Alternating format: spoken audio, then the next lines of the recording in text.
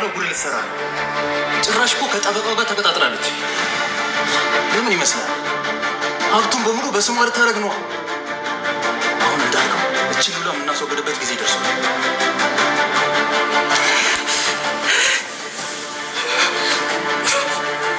ሱራፌል ዶክተር ሮቤል ጋር በመደወል ሉላ አሁን ላይ በመንገዳችን እየመጣችን ያለችው አንተ እንዳልከው እሷን ቀድመን ማጥፋት አለብን፣ አለበለዛ የቤዛን ሀብትና ንብረት ወደ ስሟ ልታዞር ነው።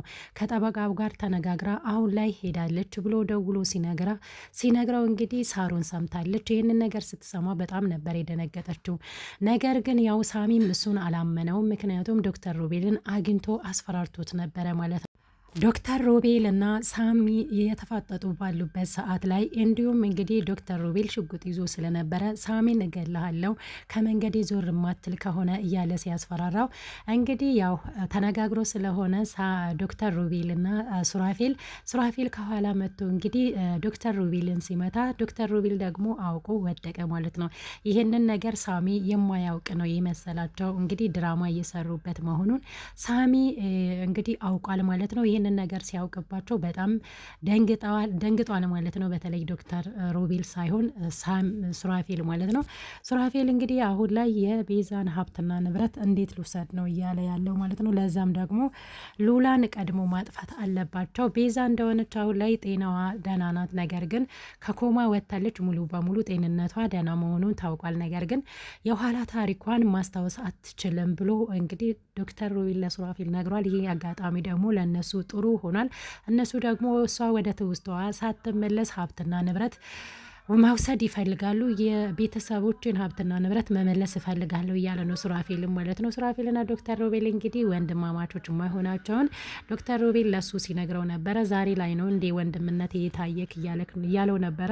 በዛ ላይ ደግሞ ቤዛ በጣም አሁን ላይ ደህና መሆኗን ካወቀ በኋላ ቤዝዬ ደህና ነች እንዴ እያለ ደጋግሞ እየጠየቀው ነበረ ዶክተር ሮቤልን ማለት ነው። ሱራፌል እንግዲህ እንደሚወዳት አድርጎ ነበረ እዛ ላይ ሲተውን የነበረው ነገር ግን የእሷን ሀብትና ንብረት ብቻ እንደሚፈልግ ነው አንድ ላይ ሆነው እየሰሩ ያሉት። ይህንን ነገር ደግሞ እንግዲህ ሳሮን ሰምታለች። ሳሮን እንደሰማች እንግዲህ ሄዳ ለሳሚ መናገሯ አይቀርም። ሳሚ ብቻ ነው አሁን ላይ እንግዲህ የእነሱን ሴራ ያወቀበት። እኔ ብቻዬን መንገዴ ላይ አትጎብኝ፣ እኔ ብቻ ነፃ አወጣታለሁኝ 24 ሰዓት ሰጥቼክ ነበረ፣ ሰዓቱ አልቋል። ካሁን በኋላ ደግሞ የማታሳየኝ ከሆነ እኔ ነኝ የማጠፋክ ብሎታል ማለት ነው። ነገር ግን እኛ እናሸንፈዋለን፣ እኔና አንተ አንድ ላይ ሆነን እኔ ደግሞ ዶክተር ሮቤል ነኝ፣ ማንም እንዲያሸንፈኝ አልፈልግም። ስለዚህ ሳሚን መቅደም አለብን ብለው እየተወያዩ ነበረ ማለት ነው። አሁን ላይ እንግዲህ ቲጂም በራሷ መንገድ ብዙ ነገሮችን እየጣረች ነው ያለችው፣ አልተሳካላትም። ነገር ግን ሉላ አሁን ላይ የእህቷ ጉዳይ ምንም ባታቅም፣ ምክንያቱም ሱራፌል ነው እየመጣ እየነገራት ያለው። ሱራፌል ስለ እህቷ ሲያወራት እንግዲህ ሉላ ሙሉ በሙሉ እኔ ከዛሬ ጀምሮ አንተን ማመን አልችልም፣ ቤዛንም አትወዳትም፣ ምን ዋስትና አለኝ? ቤዛ ምናልባት በህይወትም ላትኖር ትችላለች፣ እናንተ ናቸው እንጂ በህይወት ታለች እያላችሁ የምታወሩት፣ እኔ ምንም የማውቀው ነገር የለም። አሁን ላይ ደግሞ የእህቴን ሀብትና ንብረት መጠበቅ ያለብኝ እኔ ነኝ ብላ እንግዲህ ወስናለች። ይህ ነገር ደግሞ ሱራፌልን አናዶታል ማለት ነው። ለዛም ነው ደውሎ እንግዲህ ለዶክተር ሮቤል የተናገረው ማለት ነው። ዶክተር ሮቤል አውቆ ነው አሁንም ቢሆን ሱራፌልን እያታለለ ያለው እንጂ ሙሉ በሙሉ ሱራፌልን አጥፍቶ ሀብትና ንብረት መውሰድ ይፈልጋል ማለት ነው። አሁን ላይ ግን ያው ሌላ አማራጭ ስላጣ ነው አሁን ላይ ሱራፌልን እየተጠቀመ ያለው ማለት ነው። ሱራፌል ይህንን ነገር ሳያውቅ ነው ወይስ እያወቀ ነው? ከዚህ በፊትም እንግዲህ አንድ ፓርትነር ሆኖ ከቲጂ ጋር ሆኖ እንደሚሰሩ የታወቀ ነው። ነገር ግን ሱራፌል በይቅርታ መልኩ ቤዛን ይቅርታ ጠይቋት እሷ ሙሉ በሙሉ አምና እስከዛሬ ድረስ አብራው ስለቆየች ነው ይሄን ሁሉ ጉዳት የደረሰባት ማለት ነው። አሁን ላይ እንግዲህ የመኪናው አደጋ መርሳት እንድትችል አድርጓታል። ነገር ግን በፊት የሚያስታውሳት ውስታዎች እዛ ቤት ውስጥ ካሉ ልታስታውስ ትችላለች። እኛ ደግሞ እስከዛ ድረስ አንቆይም ብለው እንግዲህ ብዙ ነገሮችን እያሴሩ ነው ያሉት።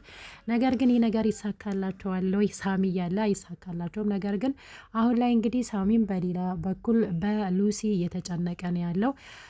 ሉሲ እንግዲህ ያው የሚያስጨንቅ ሀሳብ አለ። ያ ሰውም እንግዲህ ወደ አዲስ አበባ እየመጣ ነው፣ ምን ማድረግ አለብኝ? ቤታችንን ካገኘ ደግሞ አንተን ያጠፋቃል፣ እኔ ደግሞ ከአንተ ውጭ መኖር አልችልም እያለች እየተጨነቀች ነው ያለችው። በስተመጨረሻ ላይ እንግዲህ በሳሚ ሀሳብ ተስማምታ እሷም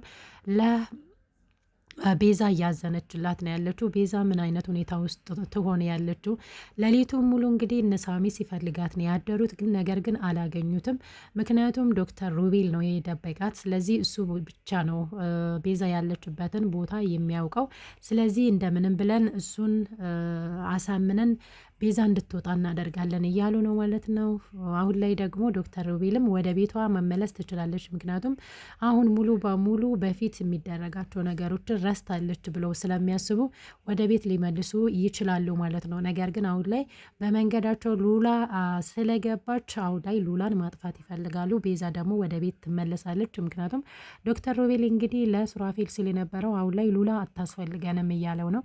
ስለዚህ ለዛም ነው አሁን ላይ እሷን ቀድመን እንግደላል እያለ ያለው ማለት ነው። ስለዚህ ቤዛን ደግሞ ወደ ቤት መመለስ ይፈልጋሉ ሉላን ከገደሉ በኋላ ማለት ነው። ይህ ነገር ደግሞ አይሳካላቸው። ምክንያቱም ሳሮን ቀድሞ የሱራፌል እና የዶክተር ሮቤልን ሴራ አውቃለች ማለት ነው። ስለዚህ ለሉላም ይደርሱላታል ማለት ነው። ሉላንም ነፃ ለማውጣት እንግዲህ እንደገና ተፍተፍ ማለታቸው አይቀርም።